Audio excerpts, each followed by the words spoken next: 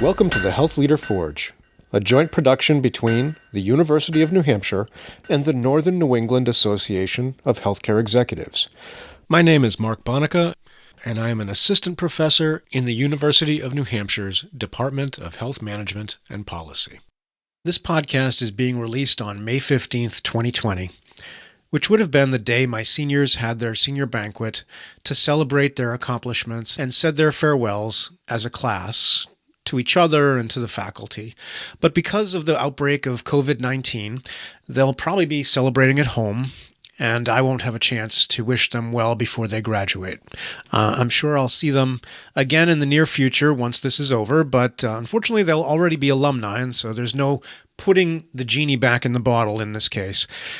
So I'm dedicating this podcast to the students graduating from my program this spring, as well as all the young people who are making the transition to work during this unusual time. I've had more than 70 guests on the Health Leader Forge at this point, and one of the questions I try to ask at the end of the interview is, what advice does the guest have for early careerists who are just launching on their professional journeys? I've assembled short comments from a number of leaders whom I enjoyed talking with to share today on this episode.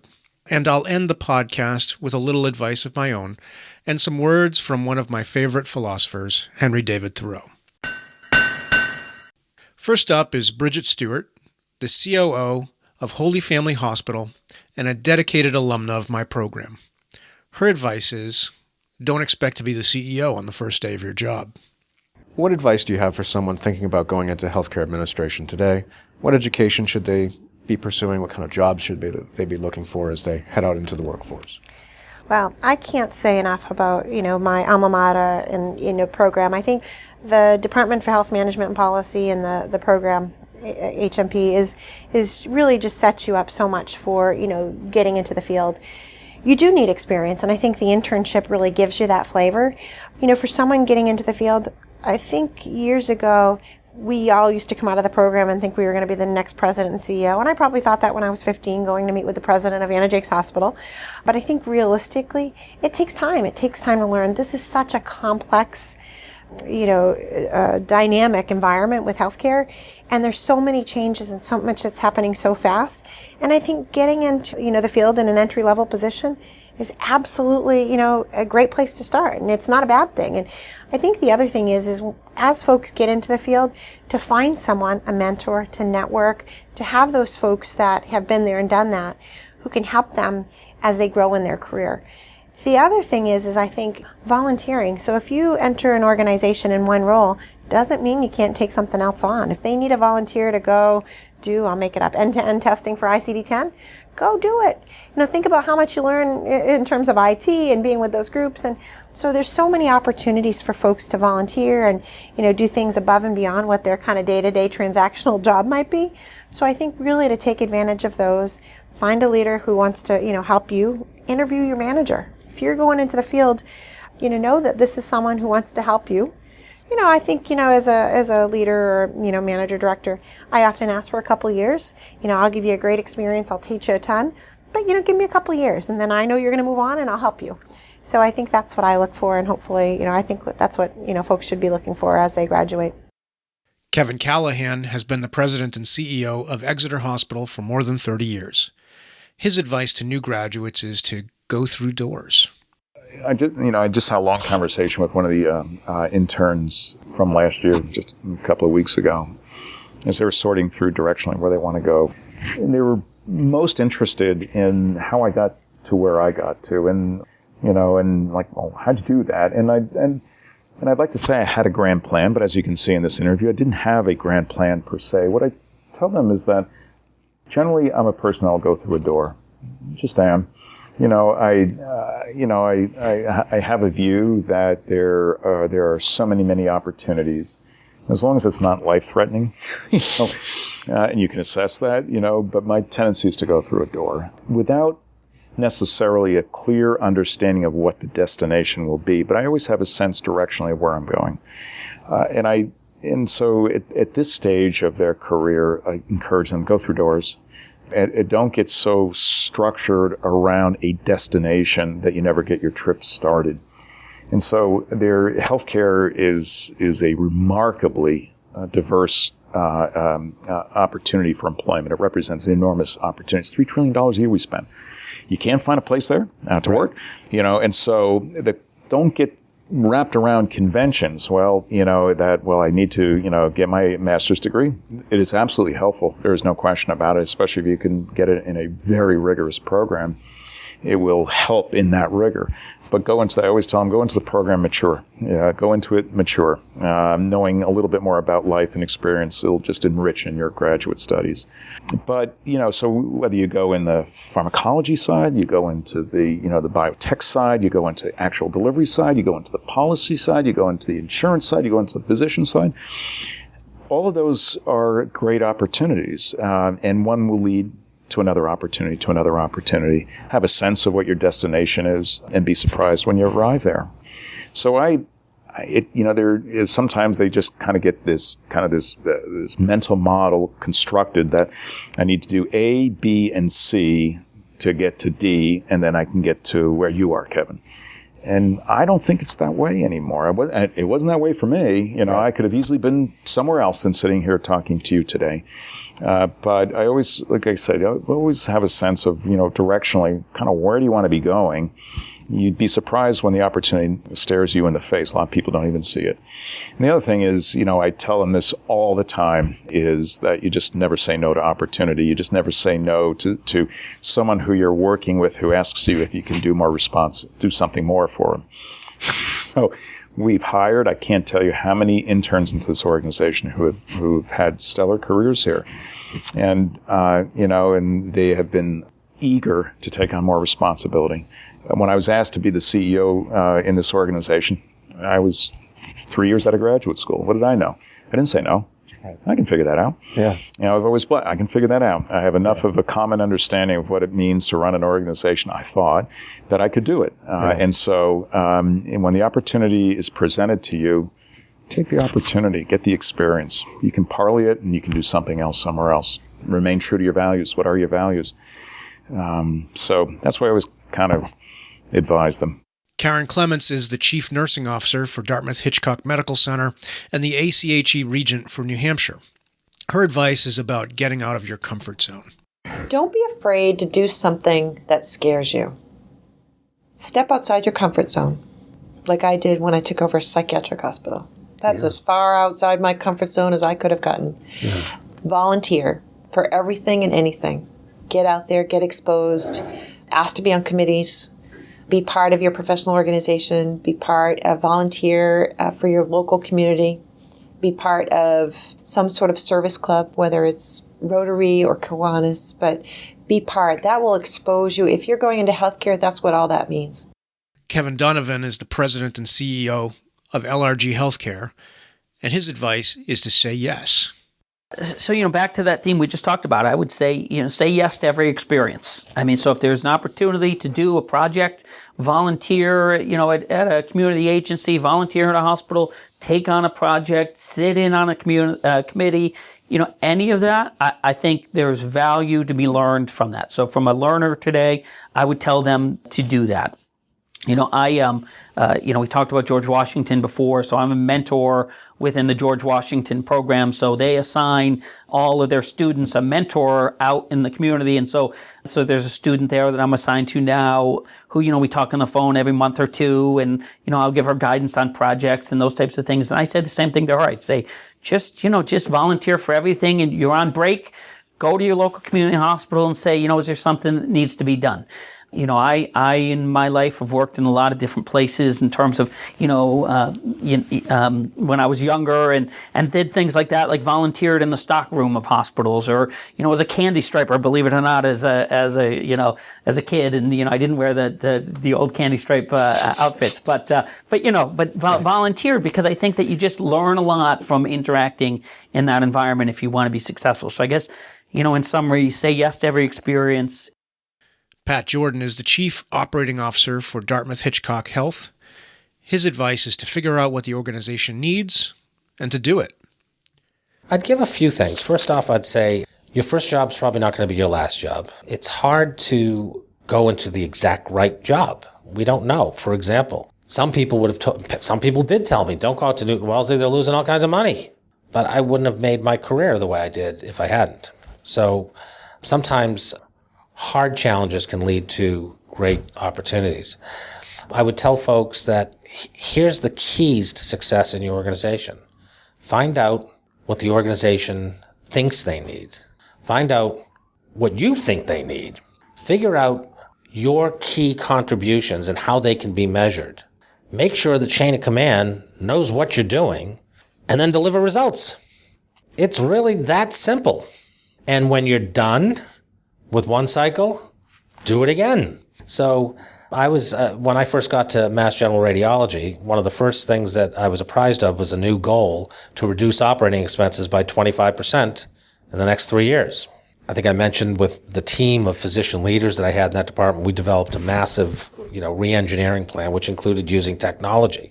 There was something on the market, kids today will probably laugh, but voice recognition technology. Well, I was spending, $4 or $5 million a year in transcription cost.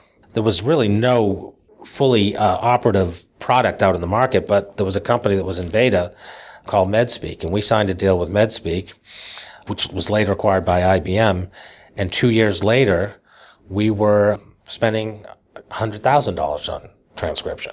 So we were innovative, we were creative, we saw what was happening in the market. And I was most proud when the CEO of Mass General, who has hundreds and thousands of these projects go on, was interviewed by New England Cable News Network and cited radiology's voice recognition. The reason he knew that is because I insisted on briefing him every quarter on what we were doing. One, because I knew we were going to attain results and I wanted him to know about them. But two, because I wanted access to them in case I needed some obstacles removed. So it's being forthright and consistent about making sure your message is getting heard. That's true for any organization.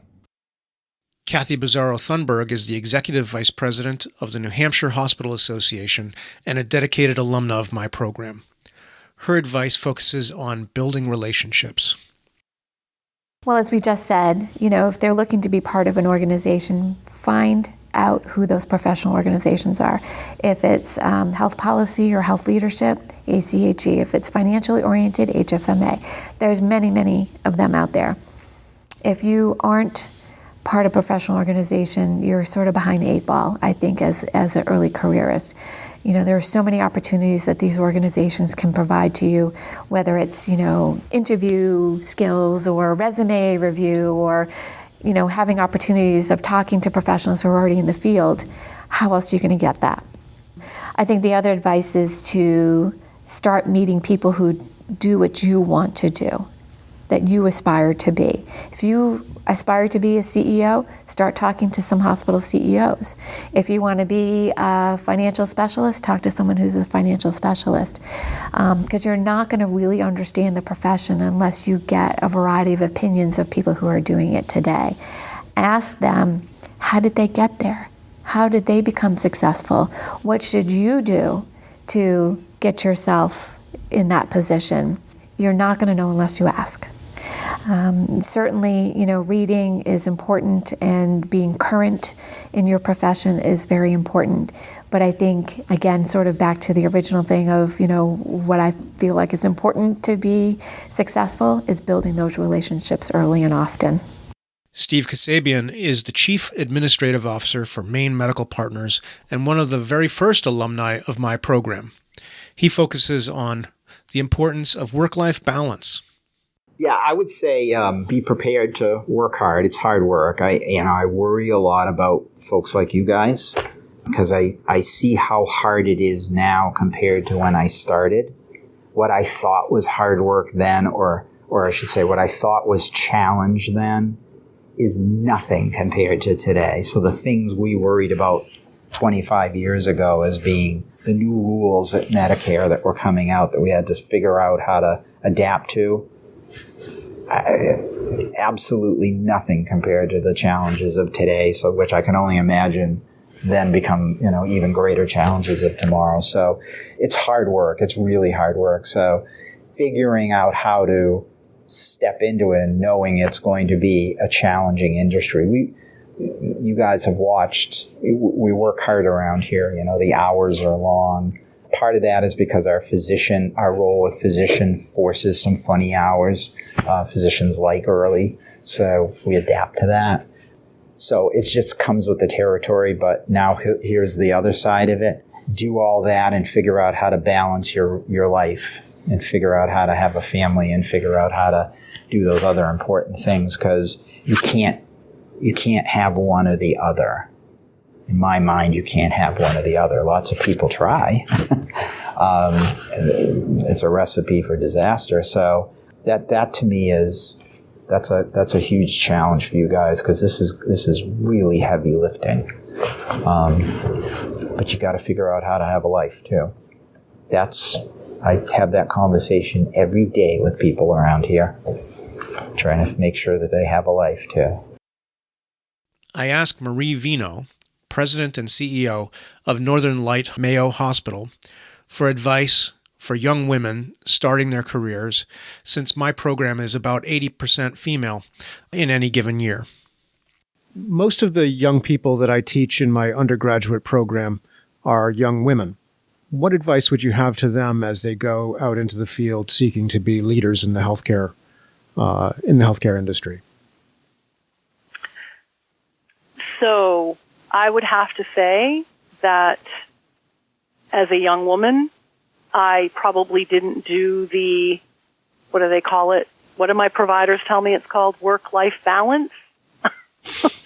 I've heard of this very thing. well. Yeah, okay. Huh? I've heard of this thing, work-life balance. Yeah. It's that thing that my providers keep talking about, and I'm like, what is that? I didn't have that.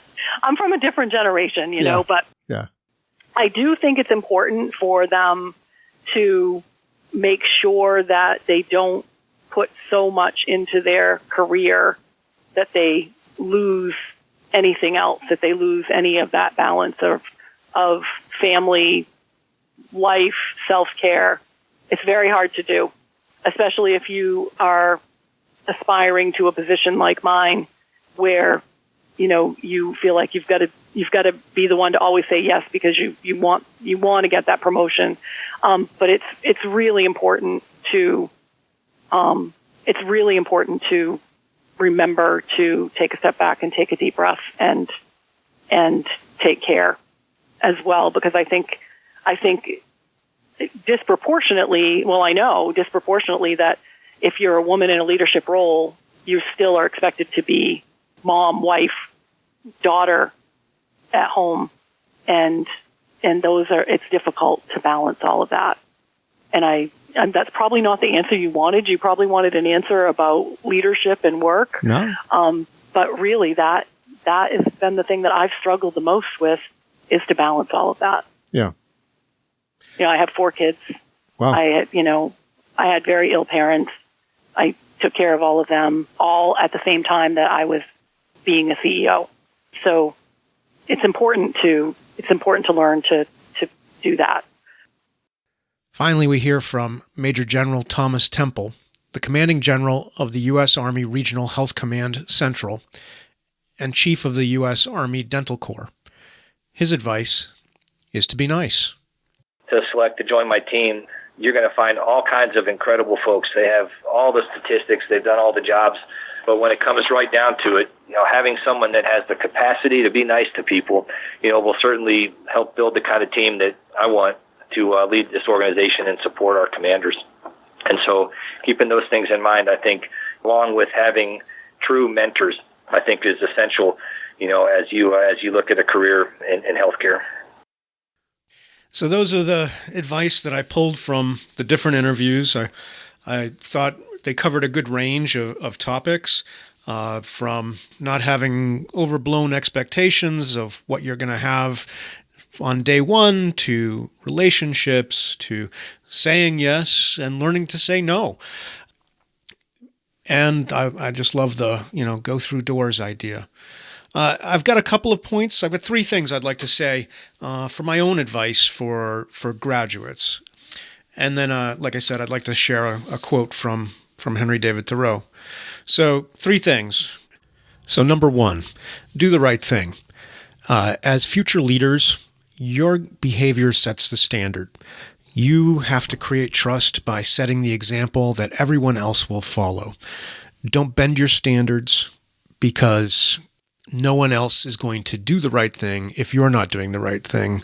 And it starts with the really simple and seemingly stupid things like taking office supplies home or padding an expense account. It's a slippery slope from those small things because once you bend the rules for one thing, bending the rules for a bigger thing seems like it's not that big a deal. And sooner or later, you find yourself engaged in behavior that you would be ashamed to admit to.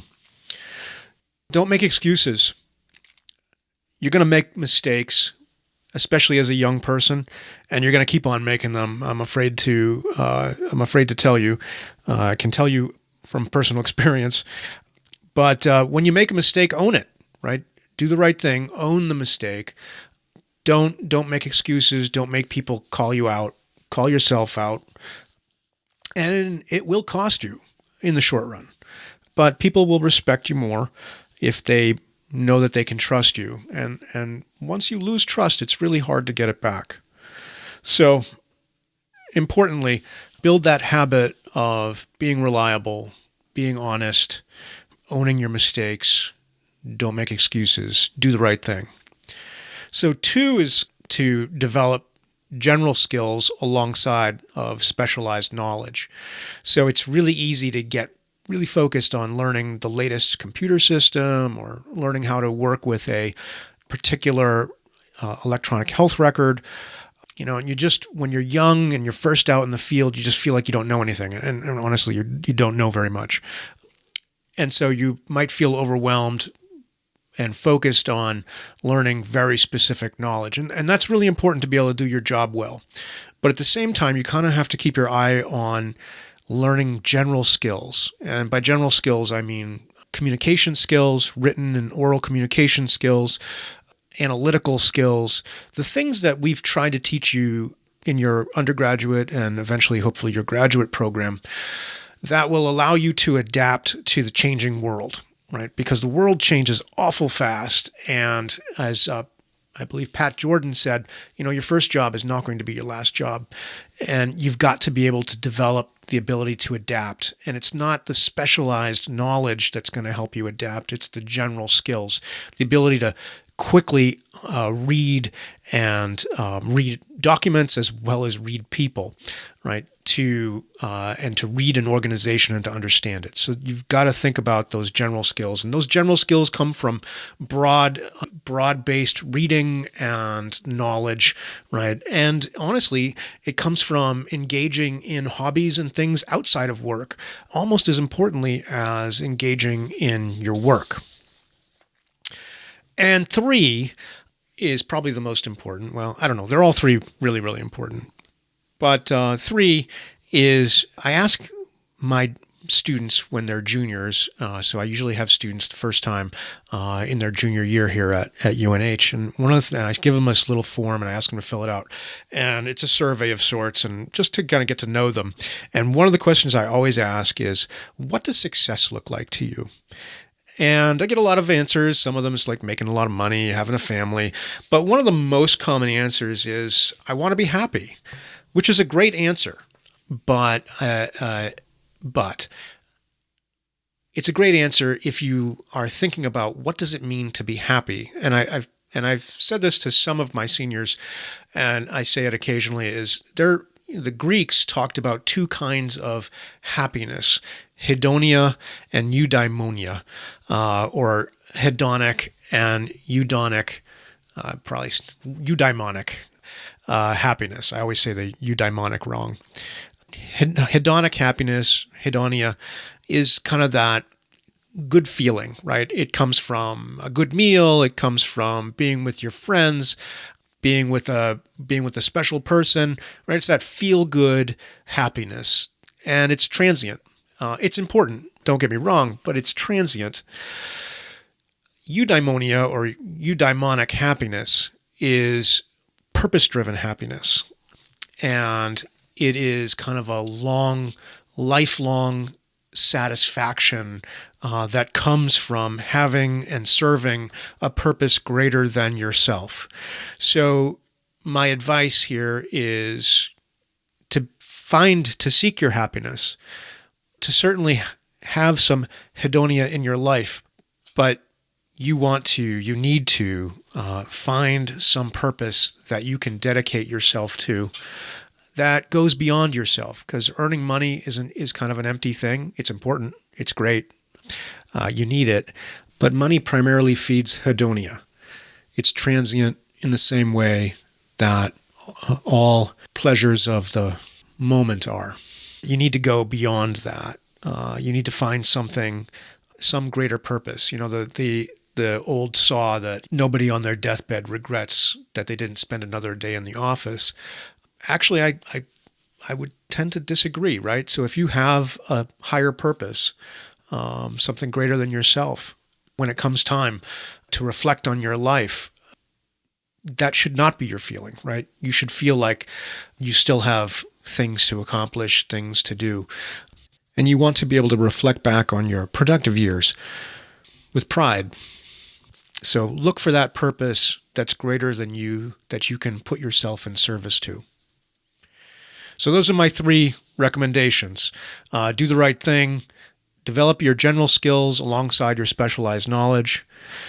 Look for a purpose greater than yourself.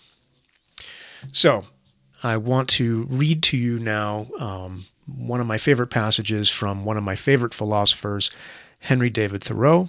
This is from his book, Walden. Now, to get the setting right for this particular passage, Henry David Thoreau, for those of you not familiar with him, went to live out in the woods by himself for 2 years as an experiment to see what he could learn. And so this is in kind of the concluding portion of his book about his experiences. I left the woods for as good a reason as I went there. Perhaps it seemed to me that I had several more lives to live and could not spare any more time for that one. It is remarkable how easily and insensibly we fall into a particular route and make a beaten track for ourselves. How worn and dusty, then, must be the highways of the world, how deep the ruts of tradition and conformity. I did not wish to take a cabin passage, but rather to go before the mast, and on the deck of the world, for there I could best see the moonlight amid the mountains. I do not wish to go below now. I learned this at least by my experiment, that if one advances confidently in the direction of his dreams and endeavors to live the life which he has imagined, he will meet with success unexpected in common hours.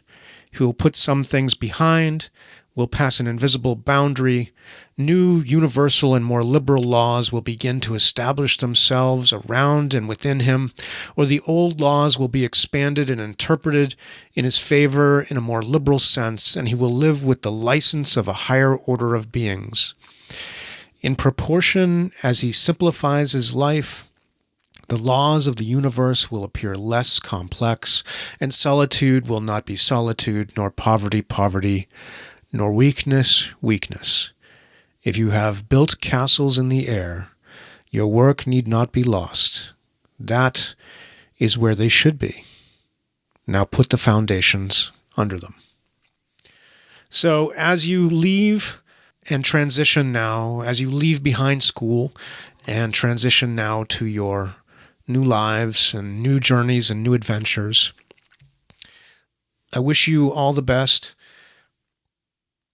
I wish the circumstances were different, but there's always something to be learned. So go out and do great things and make us proud. You've been listening to the Health Leader Forge, a joint production of the College of Health and Human Services at the University of New Hampshire and the Northern New England Association of Healthcare Executives. Please go to our website, healthleaderforge.org, for more information or to leave comments about today's podcast. Look for Health Leader Forge podcasts on iTunes, Stitcher, SoundCloud, and other podcast distribution sites. Thanks for being a part of the Health Leader Forge community, and we'll talk with you again soon.